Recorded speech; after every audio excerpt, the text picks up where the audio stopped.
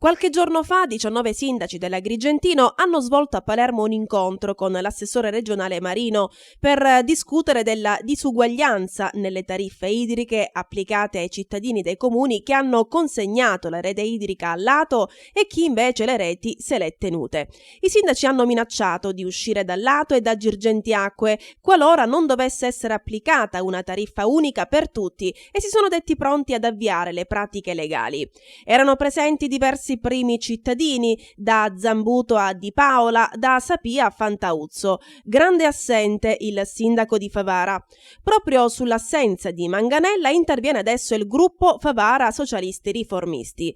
L'assessore Marino, scrivono il capogruppo al Consiglio Paolo Dalli Cardillo, il consigliere Tania Sgarito ed il portavoce Giuseppe Lentini, ha preso atto della ragionevolezza della questione portata avanti dai primi cittadini, condividendola, impegnandosi inoltre ad intervenire con una certa tempestività.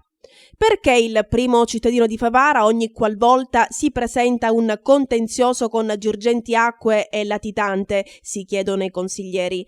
Non è forse suo dovere difendere gli interessi dei cittadini? Qual è il motivo che lo lega a Girgenti Acque al punto tale da essere allergico a rivendicare i sacrosanti diritti dei cittadini? Crediamo, scrivono infine Dalli Cardillo, Sgarito e Lentini, che il sindaco Manganella abbia il dovere di dire chiaramente da che parte sta e di puntualizzare il perché del suo silenzio ogni qualvolta si parli di Girgenti Acque.